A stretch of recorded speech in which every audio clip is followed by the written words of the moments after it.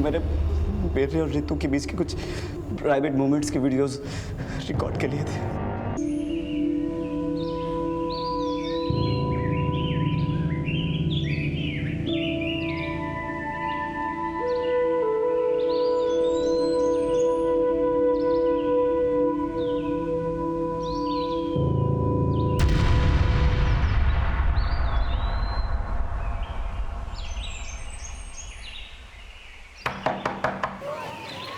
नमस्ते दीदी। कैसी हो सलमा? मैं ठीक हूँ दीदी। अच्छा ये लो। दीदी इसके साथ कोई दवा भी होती तो दे देती। आजकल ना हमको बहुत चक्कर आ रहे हैं। सुना है कि तुम फिर से प्रेग्नेंट हो। अगर सही टाइम पे अपने पति को रोकती ना तो आज ये दिन नहीं आता सलमा। पहले से ही 3 बच्चियां हैं तुम्हारी और अब ये चौथा। अपनी सेहत पे ध्यान नहीं दोगी ना तो किसी दिन मर जाओगी। अब हम क्या करें दीदी, आप तो सब जानते ही हैं ना। और ये पहले भी। खैर आप हमारी फिक्र छोड़िए, हमें कुछ नहीं होगा। बस हमें कोई दवा दे दीजिए। ये लो, ध्यान रखना अपना।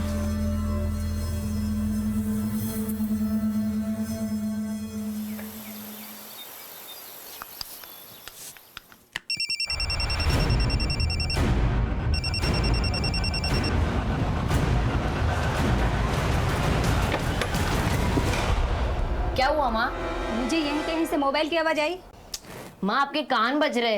क्या आपने मोबाइल दिलाया जो बजेगा? जब तक हाई स्कूल पास नहीं कर लोगे ना मोबाइल नहीं मिलेगा। चलो अभी ट्यूशन जाओ जल्दी से, ट्यूशन के लिए लेट हो रहा है। चलो चलो चलो। हाँ हाँ जा रहा हूँ।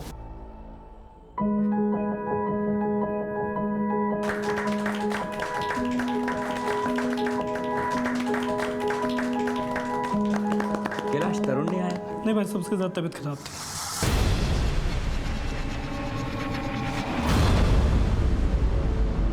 आइए सब लोग मुंह मीठा कर लीजिए।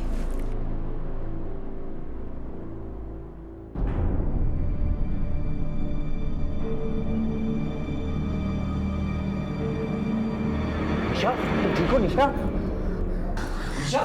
निशा क्या हुआ? तबीयत ठीक है ना बेटा? हाँ पानी लाना। हाँ वो बस चक्कर आ गया था। क्या कह रहा है अग्रवाल? वही बोल रहा हूँ जो ये रिपोर्ट कह रही है। निशा 1 महीने की प्रेग्नेंट है।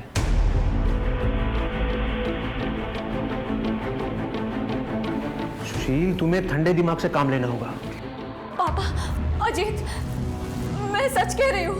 मुझे सच में नहीं पता कि रिपोर्ट्स में ये सब कैसे आ गया। मैं प्रेग्नेंट कैसे हो सकती हूँ पापा? मैं सच कह रही हूँ, मैं ऐसा कभी नहीं कर सकती। एक तो तुमने हमारी नाक कटवा दी, ऊपर से तुम दोनों मिलकर ये नाटक कर रहे हो। मैं इसको क्या समझता था और ये क्या? अब मुझे क्यों ब्लेम कर रहे हैं अंकल? अजीत, निशा तुम्हारे साथ बाहर जाती थी तो ये तुम्हारा बच्चा नहीं तो किसका बच्चा है? हाँ आंटी, इसका जवाब आप अपनी बेटी से क्यों नहीं पूछती? माँ पापा आप लोग मेरा यकीन कीजिए प्लीज। मैंने ऐसा किसी के साथ नहीं किया है, ना ही अजीत के साथ और ना ही किसी और के साथ। अब बोलिए, अब क्या बोलेंगे आप? किसी और का बच्चा, आप लोग मेरे मत्थे मर रहे हैं। मेरी माँ तो पहले ही इस शादी के खिलाफ थी और अब तुम्हारी ये हरकतें देखकर ना मुझे तो ऐसा लग रहा है कि मैं ही बेवकूफ था जो तुमसे शादी करने जा रहा हूँ। ये क्या कह रहे हो अजीत? प्लीज मेरा विश्वास करो। विश्वास? धोखा तुमने दिया है निशा। विश्वास की बात ना करो तो ही बेहतर है। अरे शर्म आनी चाहिए तुम्हें। और अब ना मुझे तुमसे कोई रिश्ता नहीं है। अजीत मेरी बात सुनो।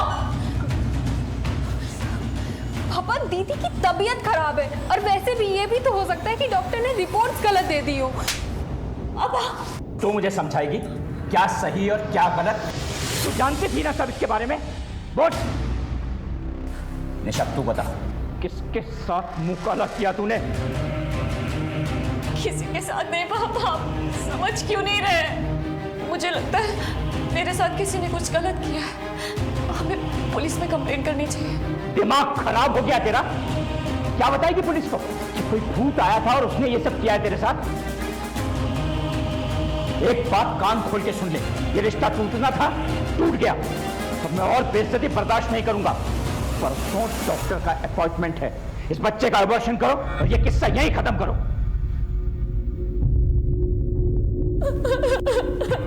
ऐसा कैसे हो सकता है कि एक औरत को पता तक ना चले कि वो मां बनने वाली, और ये तक ना मालूम हो कि वो उसके बच्चे का बाप कौन है? Is it possible? ये एक ऐसा सवाल था जो हमें शॉक कर रहा था, और जो जवाब हमें मिला वो और भी शॉकिंग था। खतरे की दस्तक घर की चौखट तक पहुंच चुकी थी, जो सबको सुनाई दे रही थी, लेकिन इससे पहले कोई कुछ सोचता समझता, एक खतरनाक मोड़ आ गया।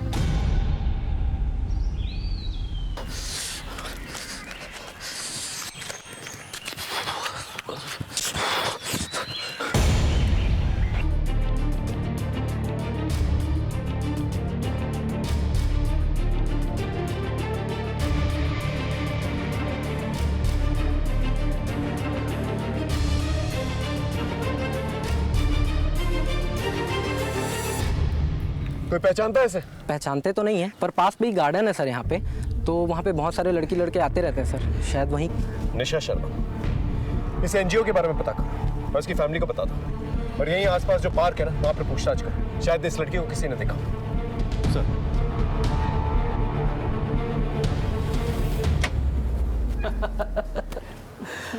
अरे सॉरी। अरे कोई बात नहीं, thank you. Thank you. Okay.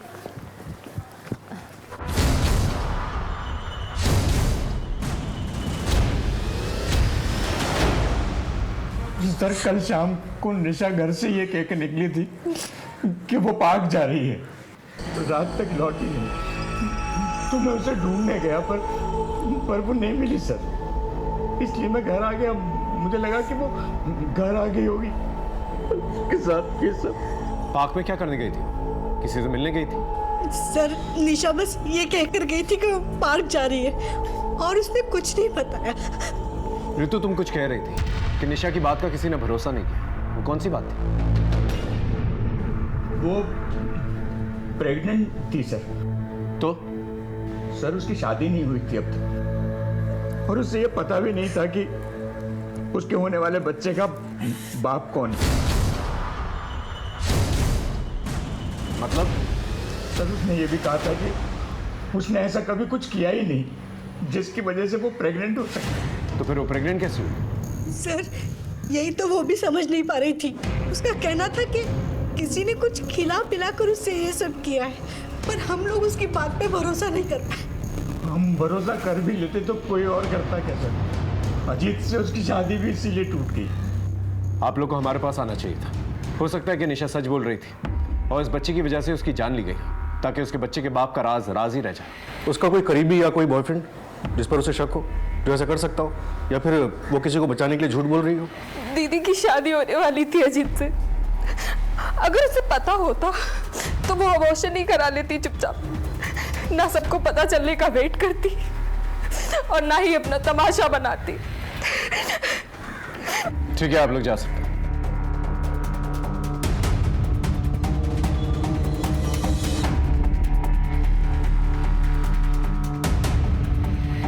Sir, जिस जगह निशा की लाश मिली वो जगह पार्क के काफी नजदीक है। मैंने पार्क के स्टाफ से चेक किया, लेकिन किसी ने भी निशा को नहीं पहचाना। ये जगह काफी सुनसान रहती है सर। हो सकता है कि निशा को किसी ने वहां पे अकेले देखा हो, उसका फायदा उठाने की कोशिश की हो, नाकाम रहा हो और उसे मार दिया हो, क्योंकि स्ट्रगल तो हुआ था। बिल्कुल हो सकता है, लेकिन निशा का कहना था कि उसे दवा देकर उसका रेप किया गया था। अगर एक सेकंड के लिए मान भी ले कि वो सही कह रही थी, अगर वो पुलिस के पास आ जाती तो पता नहीं किस इंसान का राज फाश हो जाता। सर, आपका कहना है कि किसी ने राज को राज रखने के लिए निशा को पार्क में बुलाया और हमेशा के लिए उसे खामोश कर दिया। फिलहाल हमें सारे ऑप्शंस खुले रखने होंगे पार्टी। एक काम करो, निशा के कॉल रिकॉर्ड चेक करो, देखो किसके कांटेक्ट में, उसके एनजीओ से भी चेक करो, और उसके मंगेतर, क्या नाम है उसका? अजीत सर। उसको बुला के लेके आओ। सर। ये ले, पिएगा? ये जो अटर पटर चीजें ना, वो मैं नहीं पीता। मतलब?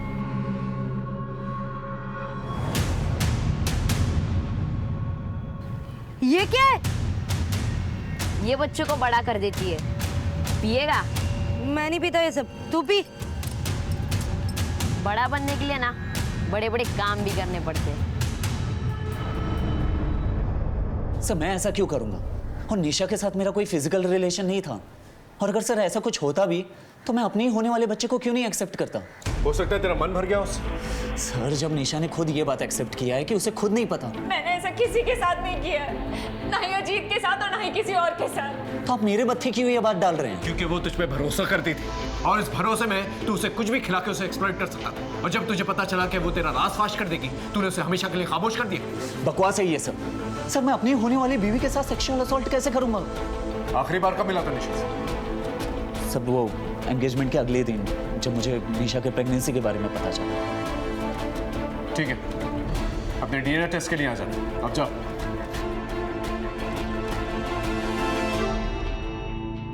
निशा की लाइफ में अजीत के अलावा कोई और भी था? जी सर, अजीत से उसकी एंगेजमेंट होने से पहले उसका अफेयर नमित के साथ चल रहा था। नमित? वो भी हमारी एनजीओ का टीम लीडर था। 1 साल के रिलेशनशिप के बाद दोनों का ब्रेकअप हो गया था। निशा की शादी का पता चलते ही उसने जॉब छोड़ दी थी। कब छोड़ी उसने जॉब? 1 महीने पहले। फिलहाल कहाँ जॉब करता पता है? जी सर। सर, निशा के एक्स बॉयफ्रेंड के नए ऑफिस में बात हुई थी। 22 तारीख को वो देहरादून के लिए निकला था, ऑफिशियल टूर पे।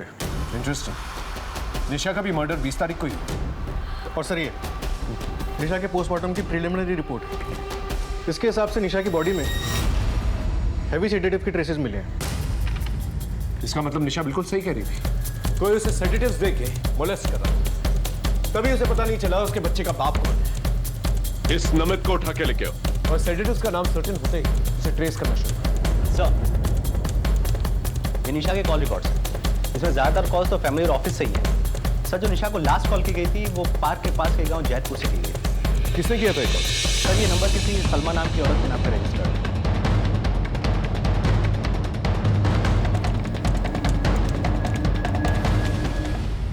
साहब, मैं 3 महीना पेट से हूँ। उस दिन मैं घर पर ही गिर गई थी। गिरने की वजह से मुझे चोट लग गई, इसलिए मेरी तबीयत भी बहुत ख़राब हो गई थी। इसलिए मैंने उन्हें फ़ोन किया था दवा पूछने के लिए। दवा पूछने के लिए फ़ोन किया था या यहाँ बुलाया था? नहीं साहब, दवा पूछने के लिए फ़ोन किया था। तो दीदी बोली वो यहीं पास में ही है, थोड़ी देर में खुद आ जाएंगी। लेकिन वो नहीं आई साहब, और कुछ देर बाद मेरी तबीयत भी ठीक हो गई, इसलिए मैंने गौर नहीं किया। निशा तुम्हारे एक फ़ोन कॉल पे इतनी रात को यहाँ आने के लिए तैयार हो गई, क्यों? ऐसा क्या खास था यहाँ? खास क्या होगा साहब, उस दिन यही दीदी की तबीयत खराब हो गई थी घर में, तो बस मैंने। दीदी क्या हुआ? आप ठीक तो है ना? बैठिए बैठिए, मैं पानी लेके आती हूँ। पानी। सलमा, मेरे बैग में एक दवाई है, निकाल दोगी? ठीक है, मैं निकालती हूँ। ये दवाई का नाम क्या था, कुछ याद है? हमें कैसे पता होगा साहब?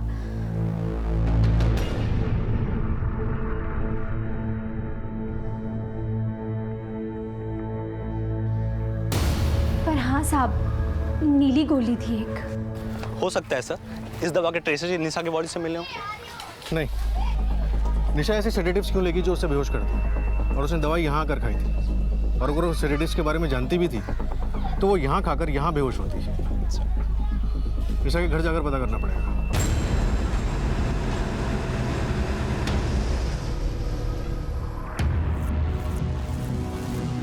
सर, ये दवाई दीदी अपने माइग्रेन के लिए खाती थी, पर वो ये तभी लेती थी जब उसका सर दर्द कंट्रोल से बाहर हो जाता था। एसिड ड्रम किसने रेकमेंड की थी ये दवाई? सर, ये दवाई निशा बहुत टाइम से ले रही थी और हमारे एक फैमिली डॉक्टर ने इसे रेकमेंड की थी। उस डॉक्टर का एड्रेस चाहिए हमें।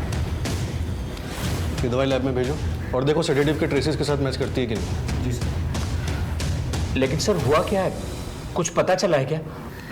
सुशील जी, पोस्टमार्टम की रिपोर्ट के हिसाब से निशा की बॉडी में काफ़ी हैवी बेहोशी की दवाई मिली। इसका मतलब वो सही कह रही थी, उसे कोई दवाई खिला के उसका रेप कर रहा था। मुझे लगता है मेरे साथ किसी ने कुछ गलत किया, और शायद वो वाकई में नहीं जानती कि उसके बच्चे का बाप कौन है। हम चलते हैं। मेरी बच्ची सही कह रही थी, अगर हम उसकी बात पे ध्यान देते ना तो आज वो जिंदा होती। माँ,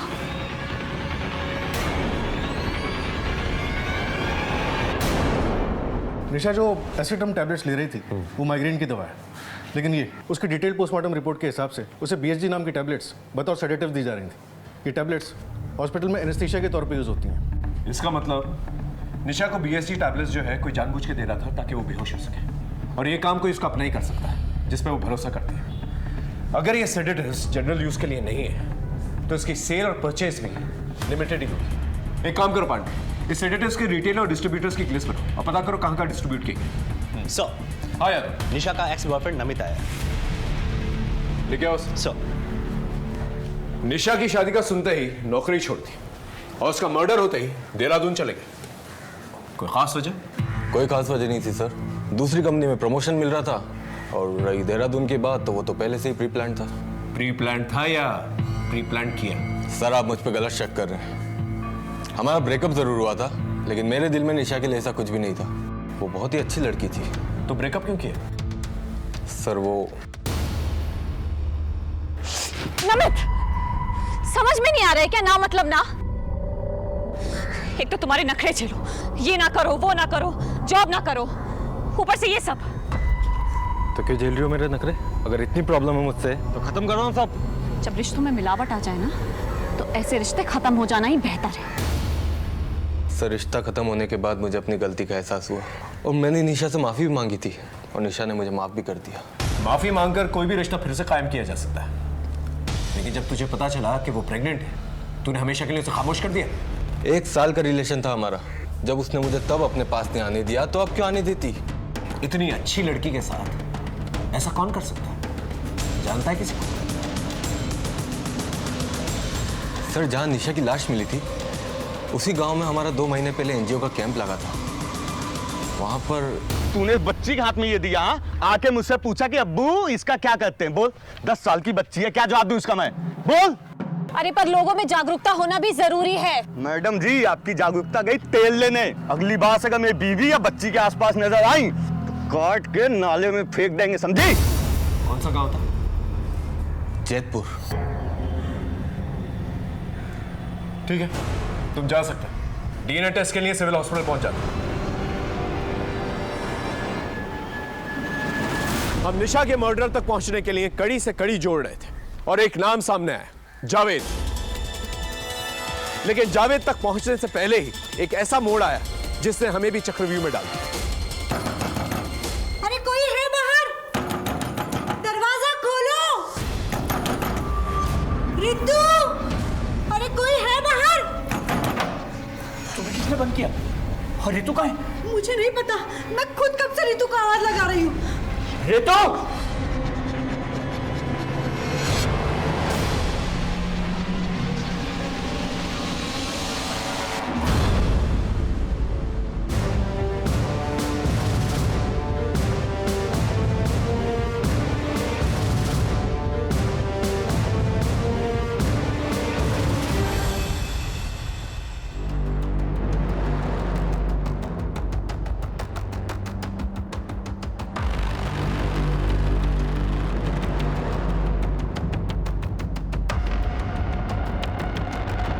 पांडे ये सुसाइड नहीं, मर्डर है। मार्क्स जो है ऊपर की तरफ नहीं बल्कि साइड में जा रहे हैं, यूं देखो, पैरेलल। इसका मतलब इसका गला घोंट के मारा गया है और फिर बाद में फांसी पे लटकाया गया ताकि सुसाइड की शक्ल दी जा सके। पांडे घर का हर एक कोना छान मारा और बॉडी को पोस्टमार्टम के लिए भेजना। सर चलो।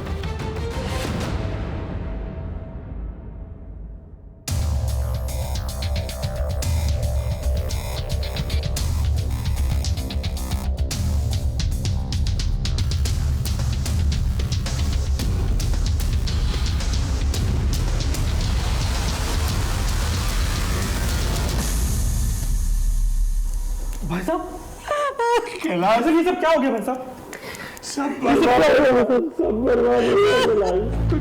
हमारा तो घर बर्बाद हो गया।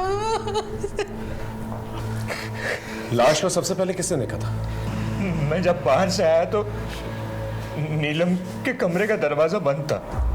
मैंने दरवाजा खोला और हम दोनों ऋतु के कमरे में गए और हमने देखा कि पंखे से लटक रही थी।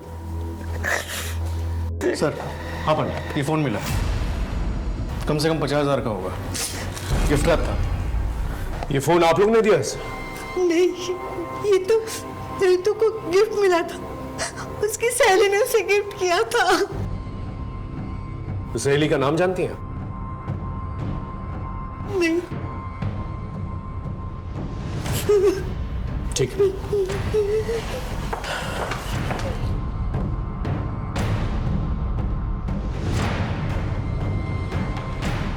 ऋतु को पूरा यकीन था कि निशा बिल्कुल सच बोल रही थी। इसका मतलब ऋतु को मालूम था कि कुछ ना कुछ हुआ है। इससे पहले वो अपना मुंह खोल पाता, उसे हमेशा के लिए खामोश कर दिया गया ताकि निशा का राज हमेशा के लिए राज ही रह जाए। पांडे मोहल्ले में पूछताछ करो, शायद किसी ने कुछ देखा। और ये भी पता करो ऋतु की ऐसी कौन सी रईस सहेली है जो उसे इतना महंगा गिफ्ट देती।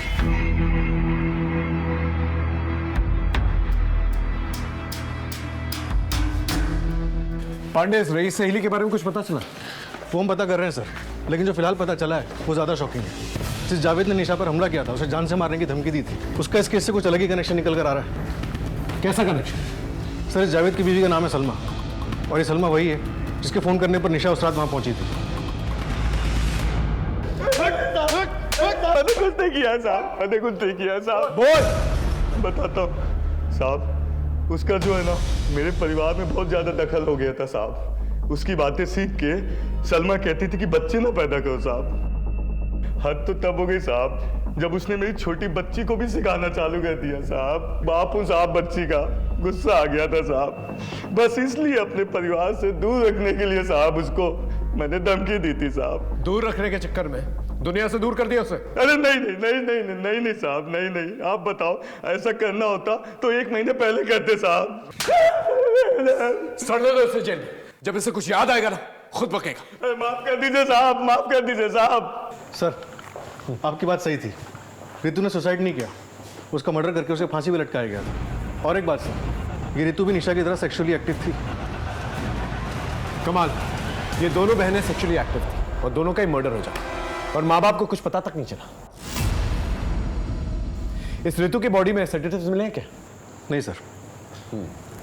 मतलब इसका भी अफेयर था। हो सकता है कि ये दोनों बहनों का एक ही लड़के के साथ अफेयर था और इसी लड़के ने दोनों बहनों को मार दिया। सर, ऋतु के दोस्तों से बात की थी। हाँ, कोई भी उसके बॉयफ्रेंड के बारे में कुछ नहीं जानता और ना ही कोई ये बता पाया कि वो फ़ोन उसको किसने दिया होगा। कमाल है, उसका बॉयफ्रेंड था नहीं, उसके माँ बाप ने या उसके दोस्त ने मोबाइल फ़ोन गिफ्ट नहीं किया, तो शायद ये फ़ोन उसने खुद ही खरीदा। एक काम करो, मोबाइल फ़ोन के IMEI नंबर से ना पता करो कि मोबाइल फ़ोन कहाँ से परचेज किया गया और सुशील का DNA टेस्ट करवाओ। सुशील? लेकिन क्या वो ऐसा करेगा अपनी बेटियों के साथ? जिस दिन निशा का मर्डर हुआ था वो पार्क में था और ऋतु की भी लाश सबसे पहले उसी ने देखी। ये प्रेगनेंसी तो एक छलावा है, असल बात तो कुछ और है। ये ऋतु के कॉल रिकॉर्ड्स कब तक आएंगे? शाम तक आ जाएंगे सर।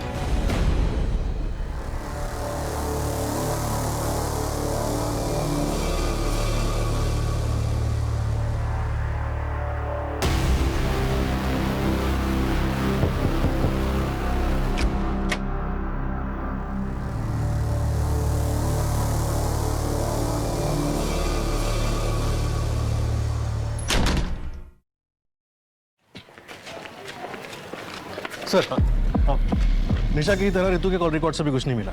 ज़्यादातर नंबर फैमिली या फ्रेंड्स के ही है।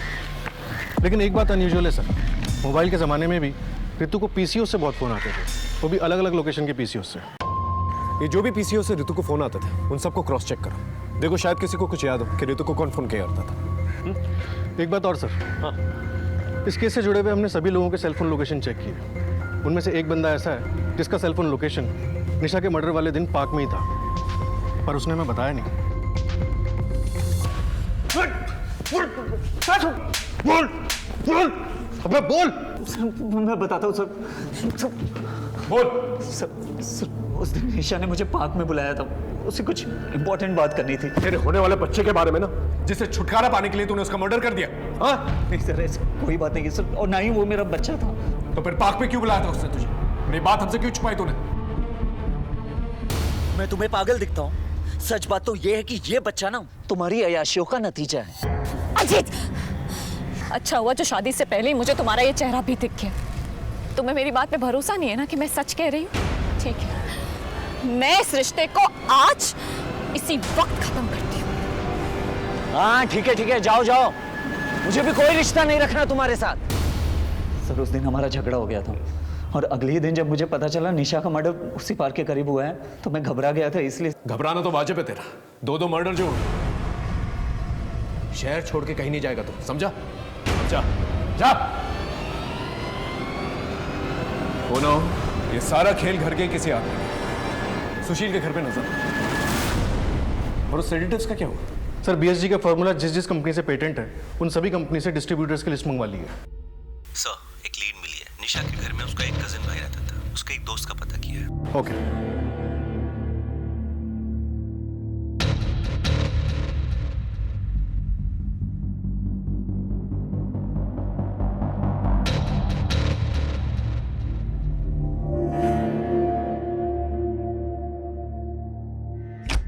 कब से आ रहा तू यहाँ पे?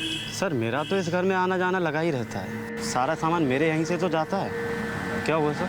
चल आजा, कुछ बातें करेंगे। सर 1 महीने पहले तक निशा का कजन तरुण उनके साथ ही रहता था, मेरा दोस्त बन गया था, मगर 1 महीने पहले निशा ने उसको घर से निकाल दिया था।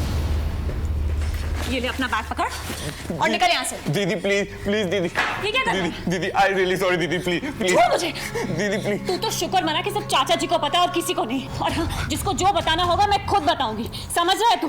निकल यहाँ से। दीदी आई रियली सॉरी दीदी, प्लीज अब आगे से कभी नहीं होगा दीदी, सॉरी प्लीज। कोई सॉरी वॉरी नहीं दीदी। ये बैग पकड़ दीदी, दीदी प्लीज और निकल यहाँ। प्लीज दीदी प्लीज निकल यहाँ से, समझ में नहीं आ रहा दीदी, दीदी प्लीज दीदी। तो तू क्या कहना चाहता? तरुण ने किया है सब? मैं क्या बोलूं? सच बता वरना हलक से ना जुबान निकालूंगा। बोल।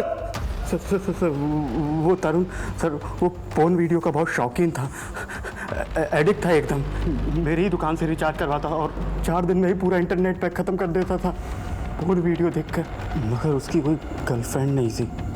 तो क्या? बोल। हो सकता है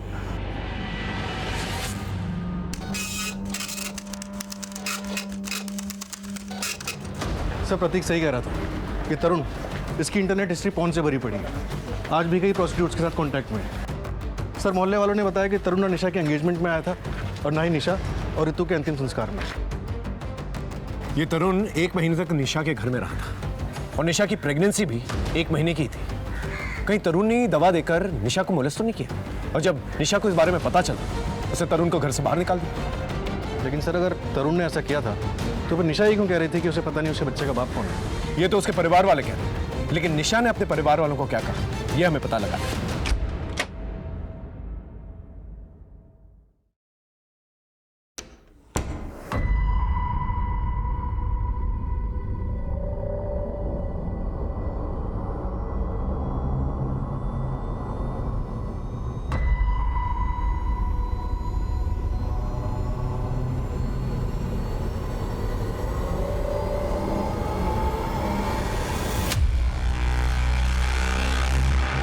हिस्ट्री तेरी पॉर्न से भरी हुई है, प्रोस्टिट्यूट के साथ रेगुलर कांटेक्ट में रहता है और तू कह रहा है कि तूने कुछ नहीं किया।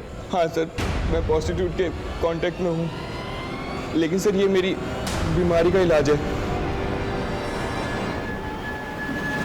ऐसी कौन सी नई बीमारी हुई है तुझे जिसके इलाज के लिए तुझे प्रोस्टिट्यूट के पास जाना पड़ता है? सर तरुण एक्चुअली सेक्स एडिक्ट है, इसका इलाज भी चल रहा है। डॉक्टर्स का कहना है कि इस एडिक्शन का सिवाय सेल्फ कंट्रोल के कोई और इलाज नहीं है। और इसीलिए सर मैं प्रोस्टिट्यूट के पास जाता हूँ सेल्फ कंट्रोल चेक करने के लिए। अपने इस एडिक्शन में किस पे हाथ डाला था, ऋतु पे या निशा पे, जिसकी वजह से निशा ने तुझे घर से बाहर निकाल दिया? नहीं सर, इसकी वजह कुछ और ही थी।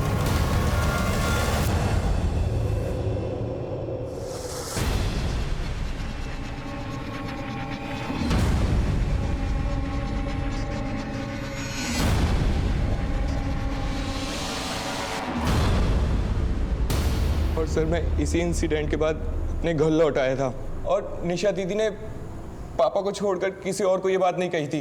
निशा रेड लाइट एरिया में क्या कर रही थी? सर वो तो मुझे नहीं पता, लेकिन जब मैं निशा दीदी के घर में रहता था तो कई बार कुछ अजीब गरीब हुआ था।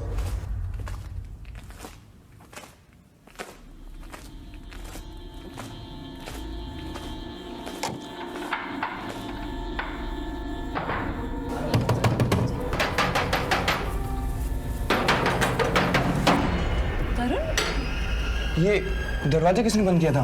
अरे मुझे क्या पता, मैं तो पानी पीने उठी थी, देखा तेरा दरवाजा बाहर से बंद है। दीदी मुझे लगा हॉल में कोई था। पागल है क्या? मैं ही थी और कोई नहीं था। तू जाके सो जा।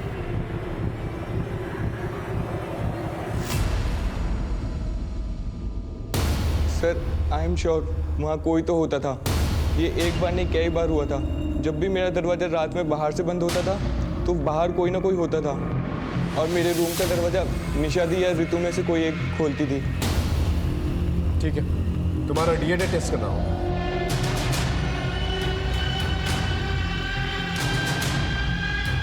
सर, निशा एनजीओ के रूटीन काम से अक्सर रेड लाइट एरियाज में जाती थी और रुचि ने बताया कि वहाँ उसने तरुण को देखा था। हो सकता है फैमिली की इज्जत बचाने के लिए उसने तरुण को घर से निकाल दिया। कोई तो था जो उस घर में आता जाता था, फैसिलिटीज का इस्तेमाल भी हुआ है। सर मैं ऋतु के कॉल डिटेल्स में मिले सभी पीसीओ को क्रॉस वेरीफाई किया, तो भी पता नहीं चल पाया कि ऋतु को कौन कॉल करता है। लेकिन सर 5 पीसीओ ऐसे हैं जहाँ पे ऋतु को कॉल करने के बाद किसी दूसरे नंबर पर भी कॉल किया गया था। ये नंबर श्रीकांत गुप्ता था।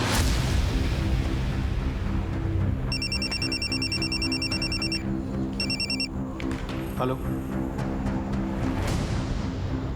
ओके सर, बीएसजी के 4 डिस्ट्रीब्यूटर्स में से सिर्फ एक डिस्ट्रीब्यूटर है गाजियाबाद में, मेडोक फार्मेसी। तुम फार्मेसी जाओ। सर। पांडे, इस श्रीकांत गुप्ता के घर जाके देखो। सर।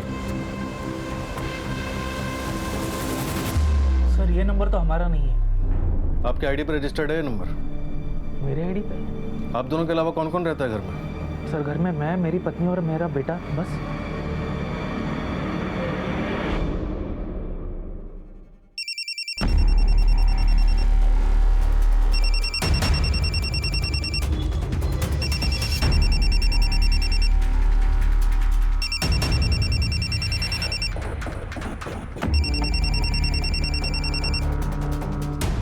ये फोन किसका है? सर फोन का तो पता नहीं, लेकिन ये बैग मेरे बेटे का है।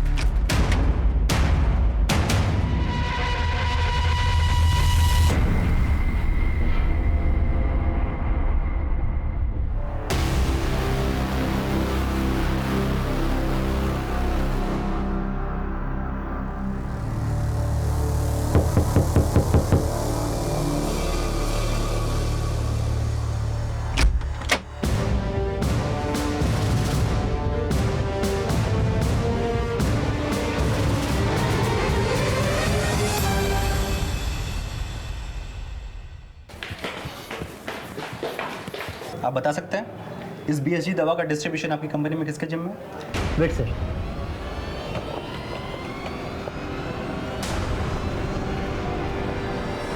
ये लीजिए।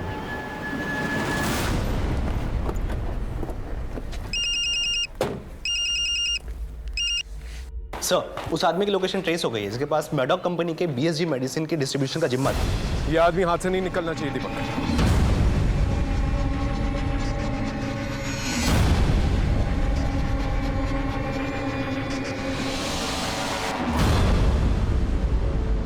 अपने ट्यूशन टीचर के साथ तुमने ऐसा क्यों किया? सर मुझे मोबाइल खरीदना था, लेकिन मेरे पापा मम्मी मान ही नहीं रहे थे। फिर एक दिन वो मुझे पार्क में मिला। उसने मुझसे कहा अगर मैं उसका एक काम कर दूं तो वो मुझे मोबाइल देगा। वो क्या काम करवाना चाहता था तुमसे? सर राहुल को उसने अपनी जाल में फंसा के मुझे ड्रग्स दिलवाए।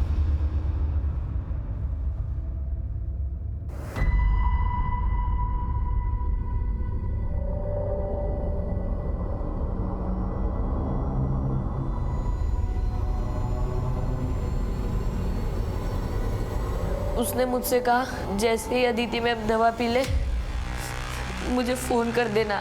मैंने वैसे ही किया। वो मुझे ड्रग्स देकर मुझ पे रेप करता रहा और उसने वीडियोस बना ली और फिर मुझे ब्लैकमेल करता रहा। क्या नाम है उसका?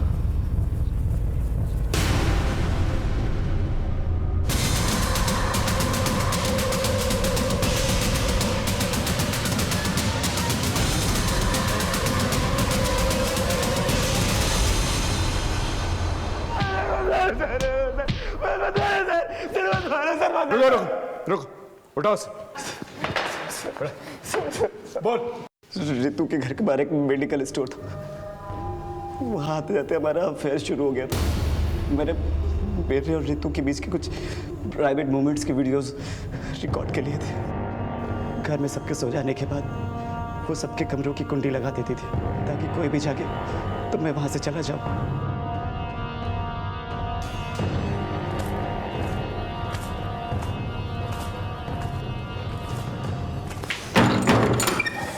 अरे रितु, तू यहाँ क्या कर रही थी रात को?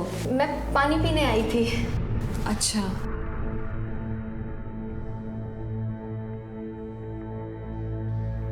सर, निशा की खूबसूरती के आगे रितु कुछ भी नहीं थी। मेरा मन टोल गया था। मैंने रितु को वीडियोस दिखा के धमकाया कि वो निशा के साथ फिजिकल होने में मेरी मदद करे। मेरी दी हुई दवा को निशा की माइग्रेन वाली दवा के साथ दे दी।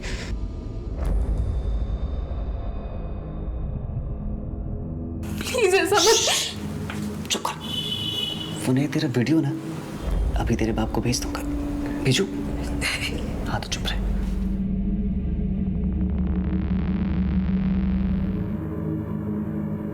सब कुछ मेरे हिसाब से चल रहा था, मगर निशा प्रेग्नेंट हो गई और चीजें बदल गई।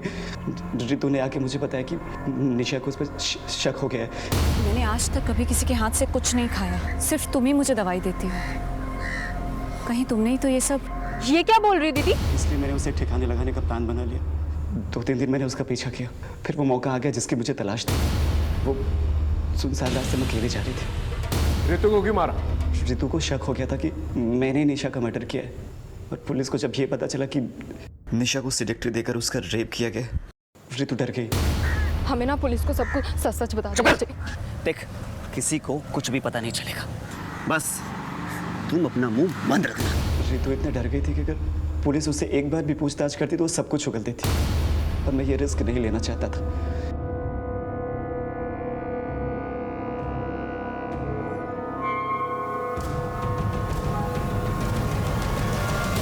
निशा को फंसाने के लिए रितु को मोबाइल गिफ्ट दिया। उस तरह से अदिति को फंसाने के लिए तूने एक 13 साल के बच्चे का इस्तेमाल किया। शर्म नहीं आई तुझे? डर नहीं लगा? मैं अपनी लत से मजबूर था। खुद को बचाने के लिए मैंने अदिति को धमकाया कि अगर उसने किसी को कुछ भी बताया तो उसका भी हाल वही करूंगा जो निशा का किया था। रितु की लाश देखने के बाद अदिति ने सरेंडर कर दिया था। अब सारी उम्र जेल में सड़ते रहे।